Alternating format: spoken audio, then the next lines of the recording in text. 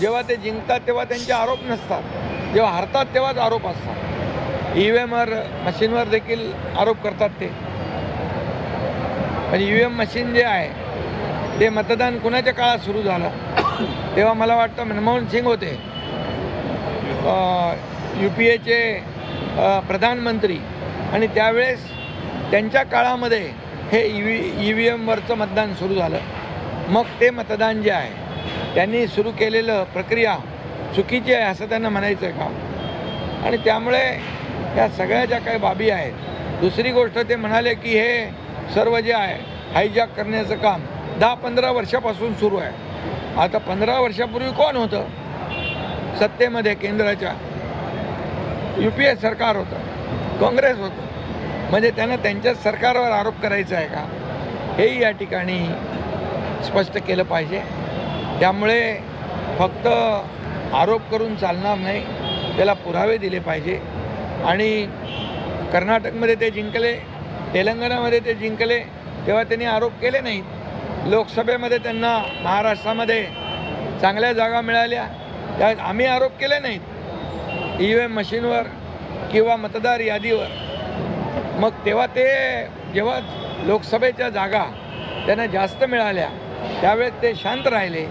विधानसभेमध्ये जेव्हा आम्ही 2.5-3 वर्षात जे काम आम्ही केलं, लोकसभेमध्ये फेक नॅरेटिव्ह पसरवून संविधान खतरे में आहे, संविधान बदलणार, आरक्षण जाणार, अमुक तमुक सगळं आरोप केले आणि काही प्रमाणामध्ये त्यांना त्याच्यात यश आलं। परंतु विधानसभेमध्ये मतदार सतर्क झाला आणि जे आम्ही केलेलं काम, आम्ही पुढे नेलेले प्रकल्प, लोकाभिमुख कल्याणकारी योजना, लाडकी बहीण योजनासारख्या अनेक योजना आम्ही केल्या आणि त्याचा परिणाम, त्या कामाची पोचपावती आम्हाला विधानसभेच्या निवडणुकीमध्ये मिळाली आणि तेव्हापासून त्यांचा आरोप प्रत्यारोप सुरू झालेला आहे।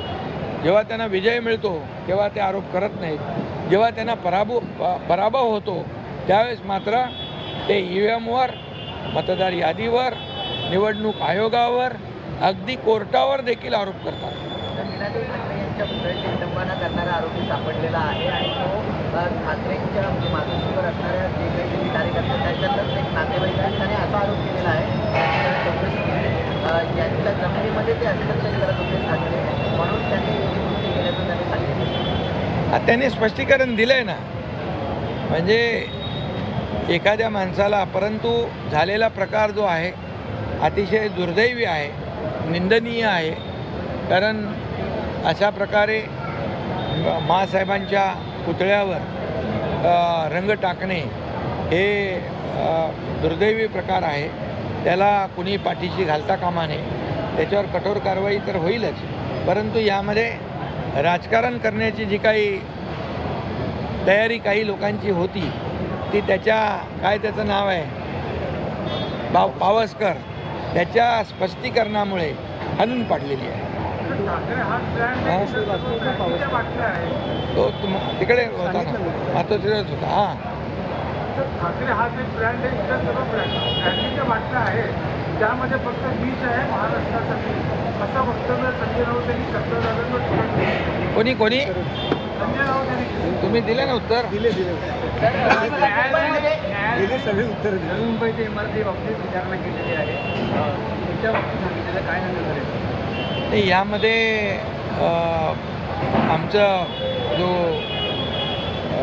कायदेशीर विभाग जो आहे नगर विकासचा, विधी व न्याय विभाग, तो त्या बाबतीमध्ये त्याचं स्पष्टीकरण पुढच्या तारखेला देईल।